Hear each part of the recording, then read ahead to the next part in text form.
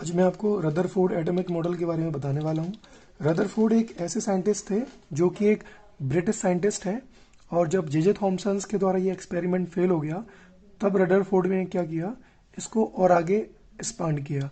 और यहाँ बात करें रदरफोर्ड की तो इसको हम रदरफोर्ड अल्फा एक्सपेरिमेंट भी कहते हैं। क्यों? क्योंकि उन्होंने अल्फा पार्टिकल का ही उपयोग किया था। जैसा कि आपको पता है, हम 3D वायरस के चैनल पर हैं, तो हम आपको वीडियोस भी 3D के माध्यम से समझाने की कोशिश करेंगे।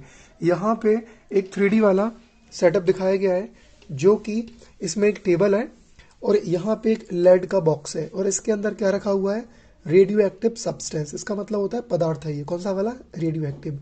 अब इसके अंदर आप यहाँ देख सकते हो ये गोल्ड की फॉइल है, सोने की पन्नी ले ली और इसको क्या किया हमने, चारों तरफ से क्या कर दिया, कवर कर दिया। इसको हम कहते हैं क्या, डिफ्लेक्शन स्क्रीन। तो ये आपका 3D मॉडल है। एक्चुअली में ऐसा हुआ था, ये आपके अल्फा पार्टिकल्स यहाँ पे डाले गए थे और फिर इसमें कुछ हैपेंस हुआ था। क्या हुआ था, हम आगे देखते हैं। देखिए आप इसमें, ये आपका सेंटर पॉइंट है, यानी कि जो ऑटोमिक मॉडल है किसका, गोल्ड वाली फॉइल का। अब हो क्या रहा है, यहाँ से हम अल्फा के पार्टिकल इसमें डाल रहे हैं। तो जैसे आप अल्फा के पार्टिकल डालोगे तो आपको खुद साफ साफ दिख रहा है। देखो ये पार्टिकल एकदम सीधे जा रहे हैं, दूसरे पार्टिकल भी सीधे, ये सीधे, ये सीधे। बट कुछ पार्टिकल यहाँ पे क्या हो रहे हैं, डिफ्लेक्टेड हो रहे हैं। देखो ये हो गया डिफ्लेक्टेड, ये नीचे भी डिफ्लेक्टेड हो रहे हैं। और कुछ पार्टिकल क्या हो रहे हैं, एकदम जस्ट रोटेट।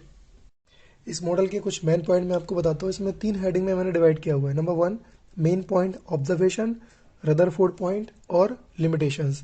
हिंदी में भी लिखा हुआ है परीक्षण के मुख्य बिंदु। हुआ क्या एक्चुअली में, जो अल्फा पार्टिकल्स गए तो आपने देखा कि भाई कुछ पार्टिकल आर पार निकल गए थे सीधा, तो उससे ये पता चला कि मैक्सिमम जो जगह है वो क्या है, खाली है। दूसरे पॉइंट को क्या समझ में आया कि कुछ पार्टिकल क्या हुए, अपनी डायरेक्शन से थोड़ा सा मुड़ गए, यानी पता चला कि वहाँ पर क्या है, पॉजिटिव कुछ ना कुछ था, तभी तो वो मुड़ गए, क्योंकि अल्फा जो पार्टिकल है वो भी आपका पॉजिटिव होता है। और तीसरे पॉइंट की बात करें तो इसमें ये पता चला, आपने देखा होगा कि कुछ पार्टिकल जस्ट करेंटली जहाँ से आ रहे थे वहीं का वहीं मुड़ गए। क्यों ऐसा? इसलिए हो रहा है क्योंकि जो आपका एटम है उसमें जो ये वाला द्रव्यमान है ना, यानी ये वाला जो एरिया है, इसका वजन सबसे ज़्यादा होता है। मैं एक एग्जांपल के लिए बताता हूँ, रियल मत समझना। मान लो इस पूरे एटम का वजन है 100 किलो, ठीक है। तब यदि मैं केवल नाभिक यानी न्यूक्लियस केंद्र की बात करूं तब इसका वजन होगा 90 केजी।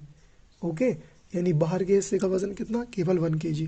तो यहाँ सेंटर में सबसे ज़्यादा वजन था, इसलिए अल्फा पार्टिकल्स रिवर्स हो गए। अब यहाँ पे आपको बताऊं रदरफोर्ड के जो मेन पॉइंट है, क्या बताया उन्होंने कि भाई जो सेंटर पॉइंट है वो प्लस है, और इस प्लस को ही उन्होंने नाम दिया क्या, न्यूक्लियस। हिंदी में इसको हम नाभिक कहते हैं। दूसरा उन्होंने जो बताया कि भाई जो सेंटर का पार्ट प्लस है उसके चारों ओर इलेक्ट्रॉन घूमते रहते हैं, जो कि नेगेटिव चार्ज के होते हैं, आप सब जानते ही हैं।